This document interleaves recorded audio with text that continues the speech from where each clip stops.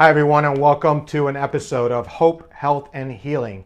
In today's episode, we are actually going to be talking about so much more in terms of what health and nutrition can lead to in terms of diseases. We did touch a little bit last week about cancer and diabetes and things like that, but today we're going to be talking about specific things that are literally, I believe, and Mark's going to talk about this as well, I believe that are things that we're not thinking about all the time. We only think about disease as diabetes, cancer, stroke, heart attack, but we forget about essential things that when it comes to nutrition is something we should take a look at even more. Mark Wright, Chef Mark Wright, he is the author and best-selling author of the book, Healing Our Community, One Recipe at a Time. And I love the subtitle, A Prescription for Health, Healing, and Longevity. And I tell you what, he is a friend of mine. He's somebody that I've known for a while now. Brick of Healthy Meals, his company is my meal plan. This is what I actually eat every day now. And what I like about him is that I never really knew how much research he had done and how much he really engulfed himself. One thing about a chef, you always think about spices. You think about things that are tasting good. You think about unique dishes, right? And cultural dishes, right? But then you don't think about health when you think about a chef most of the time. And when you think about Mark, one thing that I really want in the minds of people after these shows is that to get to know the man and to know why he cares so much about healing our community. Mark, welcome again to another episode. Today, we are going to dig deep into something I really, really care about, and part of it is children and obesity. Right. David, thanks for having me. I'm excited about doing part two, episode two of Hope, Health, and Healing. You know, last week in episode one, we kind of set the groundwork. We talked about socioeconomic and its impact on our community. We discovered and we highlighted education, income, and culture and their impact. We also looked at the holistic approaches to health because I feel that every form of healing has its place. And we looked at alternative and preventative and conventional approaches to health. We also touched on the important health statistics and the major causes of illness and disease in this country, right? Absolutely. And I should say around the world. And we also uncovered that 75% of all the present illnesses in this country are just caused by three major health issues: heart disease, cancer, and stroke. But today we want to touch on obesity, which is like the underlying factor, the underlying cause of some of the major health issues we have in this country, right? We're looking at 39% of all the adults in this country are obese, and obesity is associated with many serious health concerns, like we were just talking about diabetes, heart disease, stroke, many types of cancer.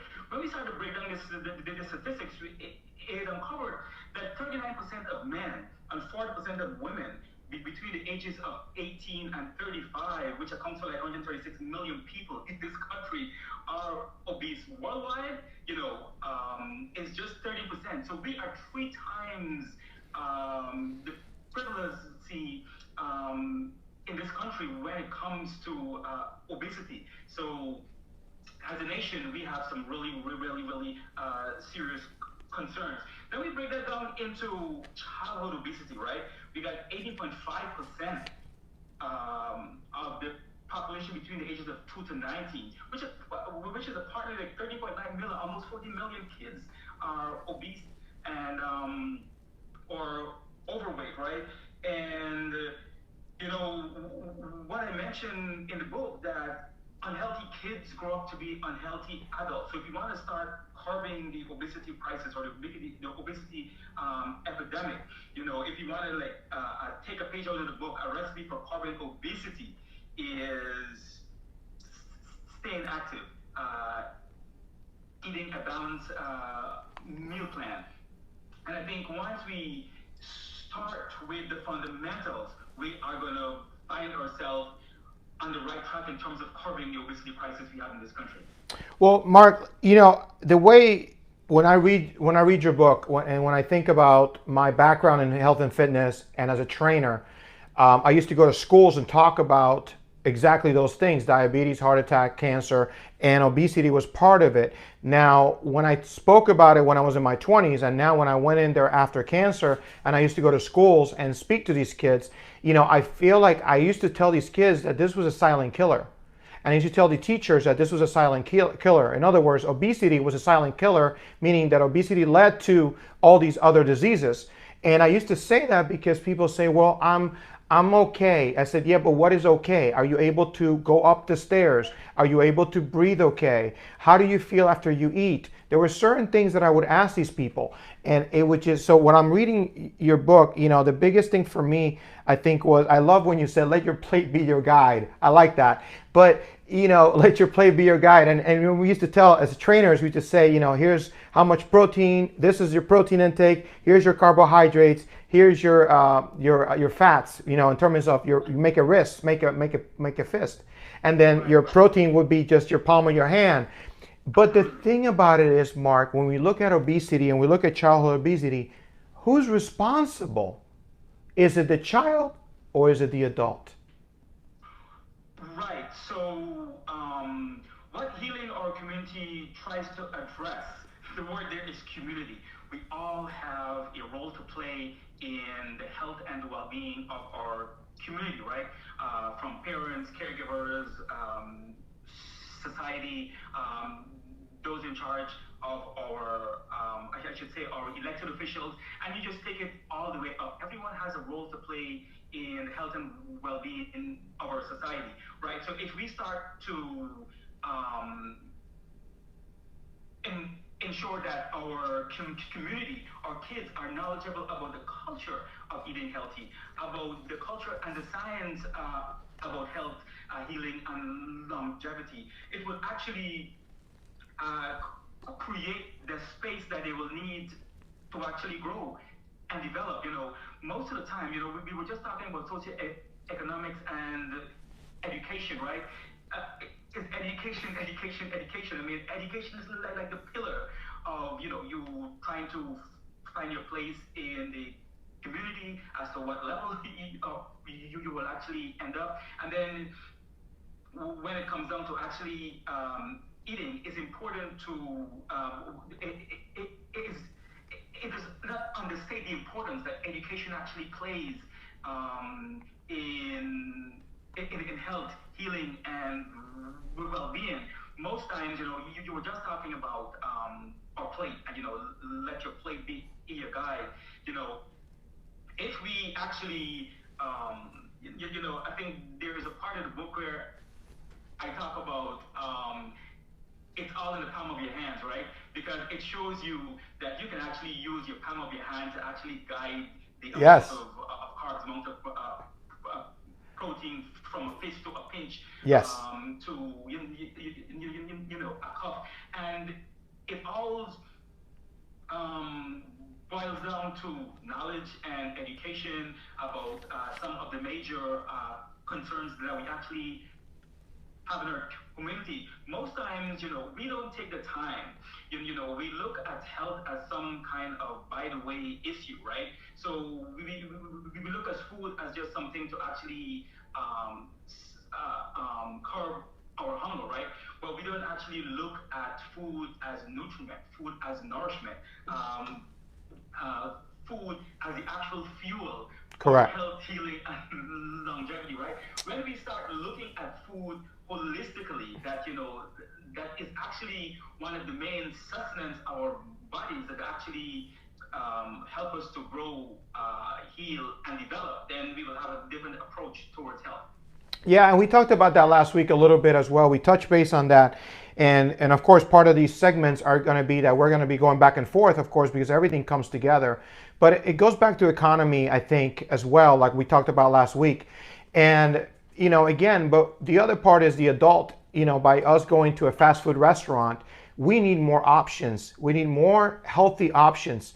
And not every city has that. And we talked about that last week, that we need those healthy options as well, and educating. The other part of it is we forget that we're giving a child the same food every single day for 5 days a week after school or whatever. What happens is the body now develops this hunger for it. It's almost like an addiction. It's like it needs it. So that now this is what the kid wants to eat all the time, because we're not giving him options or her options. But and child obesity for me is extremely hard, because I used to speak about that all the time at schools. But I think it starts in the home. I also think that, of course, as a community, we need better options. And that goes back to economy, but also education. Like Mark said, everything kind of comes together. We go right back to community again. It encompasses all those things. So let's move on to something that everyone right now is going through. Every single person in this country is going through, which is stress. And what were you thinking? In other words, why did you want to touch on stress when it came to this type of book about nutrition and health and wellness? So tell me this is again why this show's about, is I want to get deep into the mind of Mark Wright, of the chef Mark Wright. Why did you think stress was such important for you to share that with us? Right. So, David, what I actually wanted to show was the many reasons, the many causes that impact our health and well-being. Right. Here in the United States, we often refer to it as the United States of stress, right? Because of the kind of culture that we actually live in. This always in the go culture that we live in, and there's never enough time in the day, right? But why I thought I wanted to put this in there was because stress can both be a medical condition, or it can exacerbate or kind of flare up a lot of existing conditions, right? So if you look at the kind of stress that kind of like depresses your immune systems or alters your mood, many times it damages your personal and professional relationship. Yes. That is one of the main reasons that I actually wanted to put it in there, because it is such a major part of our society, right? I wanted to show that balance is everything, right? Whether it's balance in your lifestyle, balance in your meal plans, is a kind of fundamental that you must get your nutrition in point, because what stress does, it kind of like it suppresses one of the main things that causes us to be healthy, right? That is, it suppresses our nutrition. So what I actually wanted to do was to give people some tips. Let's try to focus on living a balanced life, right? Let's try to find some time for exercise, right? Let's find some time for deep breathing or yoga. Make time to enjoy life. And David, we talk about this all the time, that I'm always busy. So I'm a culprit, and you too, because we live amazingly crazy style where we always see, and sometimes we try to catch up, and we just can't even find the time, right? So that is just shows that a part of each and every one of our lifestyle, it can get out of control in a heartbeat, right? Yeah. So the idea here is to eliminate circumstances, eliminate people, or anything, or even an environment that kind of like elevate our stress level, because it's very impactful in a very derogative way on our health. Well, and to finish the part of stress, because if you want to read more, you're going to have to get the book. This is just really just going into the mind of Mark and finding out why did he add these things. This I thought was going to be a recipe book, and let me tell you something, it's not. This is almost like a Bible in terms of what you can do to be and live a healthy life. lifestyle. And I will say again, it's not about a diet, it's a lifestyle. It's not a, it's a meal plan for a lifestyle. Everything's about a lifestyle. You got to create certain habits to become a lifestyle. But one thing that I always talk about is when you're like really, for example, when you're getting up in the morning, the first thing you do is you don't take a phone call when you're getting up. Why? Because you're still not even up. Well, the same thing happens when you eat bad things. If you're eating a lot of carbs or a lot of pasta or a lot of different things or fatty foods or sugar, high sugars, what's going to happen is you go into these comas that you really don't pay attention to, and then you make these choices and you make these decisions, and you can get into a phone call and you can even get mad at somebody for no reason. The problem was that you were not feeling good. Your body was literally fighting something, and all of a sudden you turn into the stress and you allow the stress to take over, and then you actually could lose a relationship over it, not even thinking about it, But let's move to let's move, because that is one of my favorite parts. I love when he said that. Let's move to let's move, because are you ready to move? I'm ready to move, because one of the things that I really hated about what happened to our country many years ago was they took away PE, physical education. They took away certain things that I, as a kid, grew up that maybe all the kids didn't like it. Maybe all the kids didn't like to do sports and kick ball or go for a run or go play some basketball. But here's the thing, if as a child we don't learn how to move, guess what happens? As an adult, we don't do it. It's harder.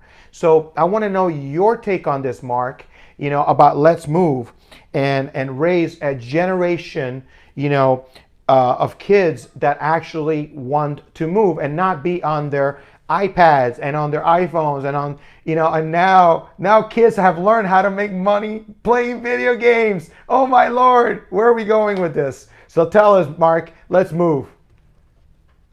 Right, David. Actually, Let's Move is an ambitious initiative by our former First Lady, Michelle Obama. When I was reading her article and kind of like studying the highlights of this endeavor, it was like, whoa, what we actually did in schools and in our society was to take out some of the health pillars, right? And what she wanted to do was to create some fundamentals in and show kids the importance, I should say, balance again, of healthy eating and movement, right? You were just talking about, in our community and our society today, it's all very sheltered and indoor. Back in the days, it was a priority. I mean, we didn't have, video games, and actually there's nothing wrong with it, right? But there's balance in everything, right? But what she wanted to do was to highlight the importance of movement, and movement was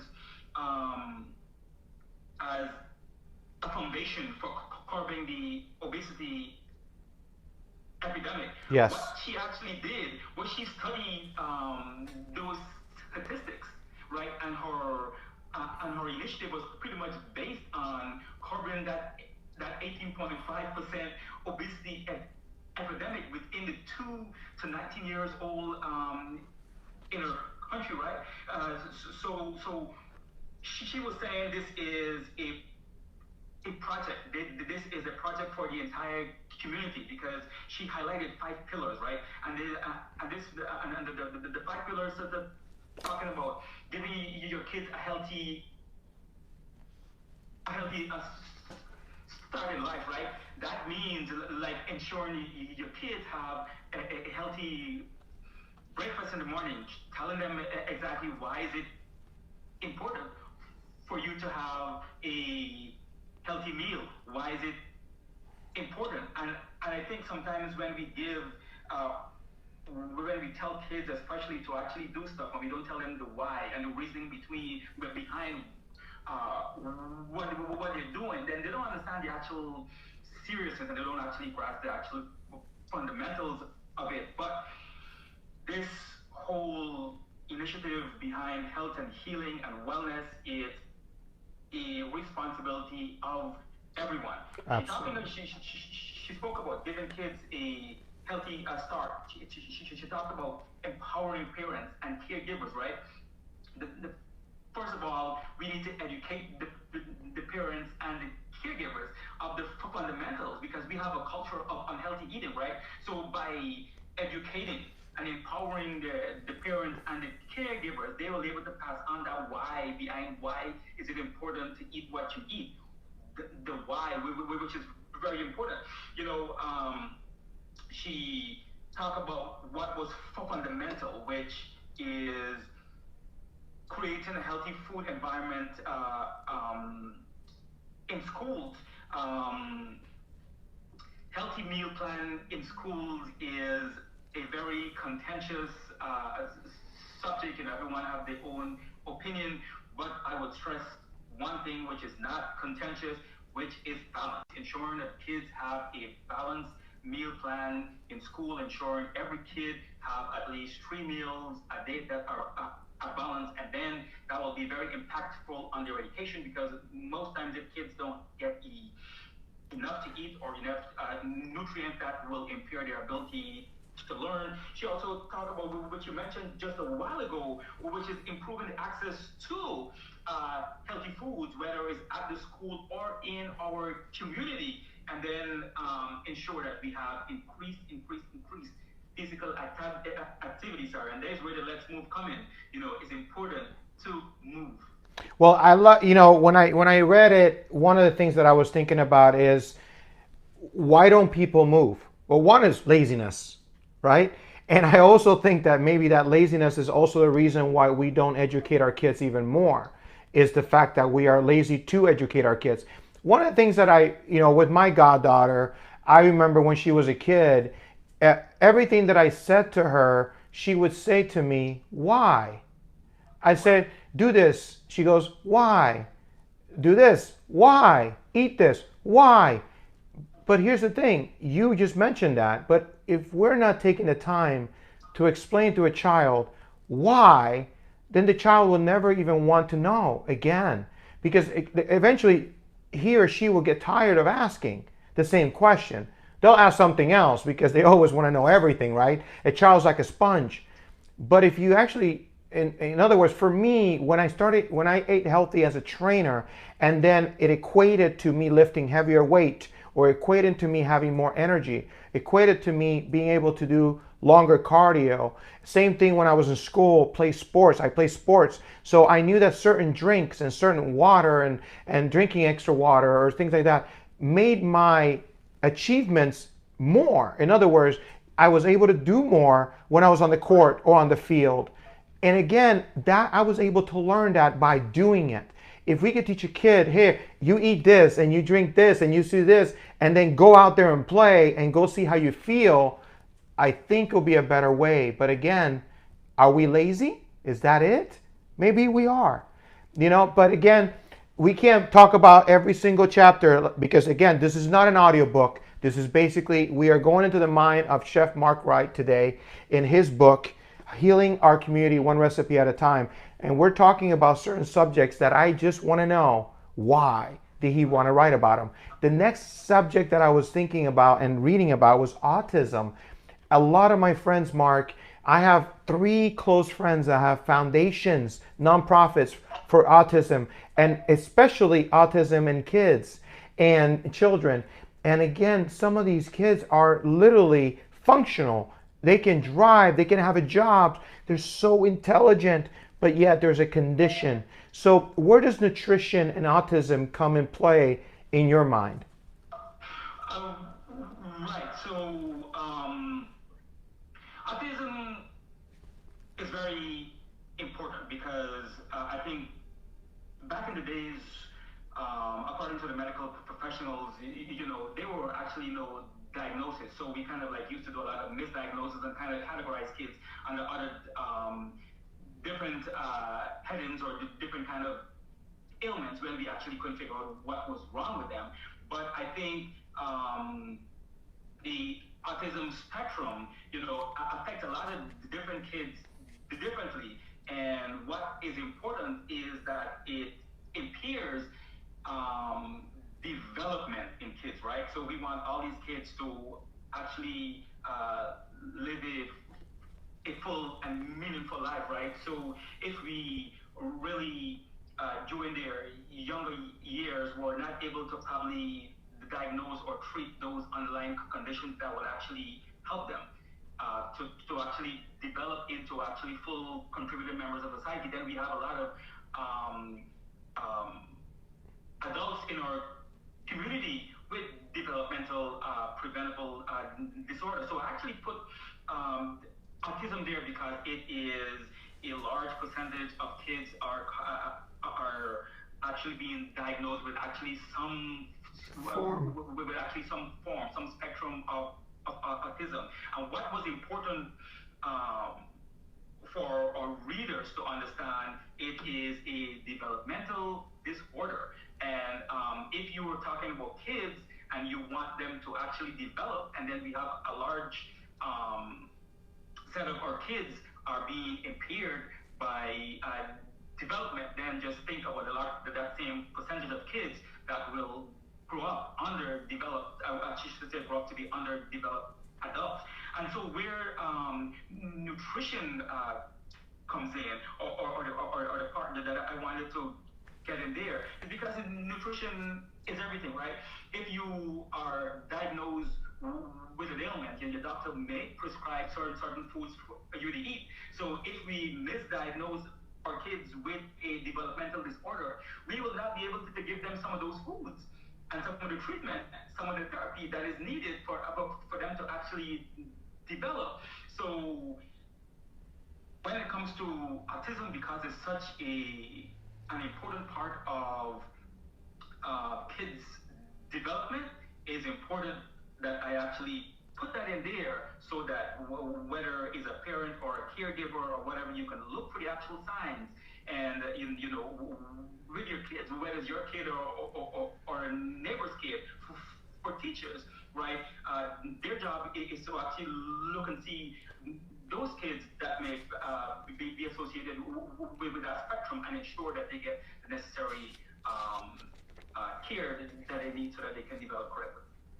No, I thought it was great that you added that into it, especially because I literally now, investing my time in some of my friends' foundations and organizations that they have. One of my best friends is a 5-time kickboxing champion, and one of his child's, the older child, is actually with autism. He lives with autism, and he has a school for kickboxing and boxing for these kids, so they can come in there and they can actually feel like they're being productive. Then I just interviewed a young lady, Karelix, here in Miami. She has a huge organization, the Lotus Project for Autism as well. So I just thought it was great, and I think it's something that I believe why you put it in there, but I wanted the audience to know why you did. Because again, you're literally sharing so much about health and nutrition that probably a lot of people did not expect. And that's, I think, one of the main reasons I picked your book to be one of the first book to do in the show, to go over it, is because you touch on so many different aspects of health and nutrition that I wanted people to get to know you as an author and a thinker, not just as Chef Mark Wright. So we're going to finish today's show with investing in our youth. Why not? We're talking about we're talking about child obesity, we're talking about autism, we're talking about all this thing. Why not stop there at investing in our youth? Again, we talked about, social, community, economic. We talk about all these amazing programs that are out there. But again, how can why, or not the whys, I kind of know the why in terms of this case, because I know you, right, as a person. But tell us, what do you think are ways that we can change and invest in our youth? Or what do you think are the biggest programs, without giving the whole book away? What do you think? Right. So, David, so if you look at that same chapter, I kind of start off with one of the paragraph that says, Whitney Houston said it best, right? I believe that children are our future. They are. So, as adults, right? As adults and leaders in our community, we need to act that way, right? We need to act that we need to act like we are preparing the youth of today to be the future leaders of our society and of our community, right? So um, many times, I should say, many times we allow or the impact of society and the community from, I should say, from preventing us from creating a framework for health and the development of our community. And it's important to know that every person in our community, every leader, as I was saying before, has a reason, has a role to actually play in developing our immunity. And I think most times we tend to shy away from those roles and those responsibility. And it comes from this preparation starts from like in the home, right? If you are a parent, if one great way that you can prepare your kid for the future, right? It's something as similar as like starting a college fund, regardless of how small it is, right? If that kid was to grow up and don't need it, that kid, that fund there can be used to give them a head start in life. But many times we actually allow situation and circumstances in life from actually giving our kids those fundamentals, like a sound education or like a sound resource base for actually succeeding, right? You know, important stuff like as a parent, as a family, spend time with your kids, enjoy meal times together. And you know, later on in the book, we talk about the importance of a family, as it relates to the health and development of your kids. You know, get involved, get your kids involved in extracurricular activities. And whether you are a parent or a guardian or someone in the community, hold our kids accountable and, you know, be their biggest cheerleader, you know. Amen. Well, listen, this has been a great episode. We got to talk a lot about kids and certain things today that I really wanted to touch on. And I really love this part. You talk about the college fund, you know, be extracurricular activities. You talk about community, you know, take advantage. There's a lot of services sometimes in the community that you're not taking advantage of. Mark talks about that as well. Don't turn a blind eye is one of the things that he talks about as well. And the biggest thing is to be a cheerleader. You know, again, you know, children are looking up to us for guidance, no matter what it is. And it's up to us to literally, if it's not even your child, but if you're an uncle or you're like me, you know, I have all these friends of mine that have kids and I'm Uncle David, or, you know, and then I have a goddaughter. You know, I look at my goddaughter, how much she has accomplished as a ballerina in gymnastics and things like that. But her father's a trainer. Her father's a trainer. Her father was an athlete. So, of course, between her father and me and everyone else around her, she has people literally being cheerleaders for her, but also the nutrition part of it and the exercise and the stretching and all that stuff has made her who she is. And I hope that when you listen to this message today, that we covered obesity, autism, we covered Let's Move, we covered some of these chapters in this book, and investing on the children's, you know, on your youth. Remember that even if you're not a parent, if you're a teacher, you're a mentor, these kids are looking at you for advice, knowledge, and of course, any type of wellness that you can give to them. Because sometimes, like Mark says, we don't get it in our home for many other reasons. And some of the reasons is because of our environment. Well, again, thank you for joining us.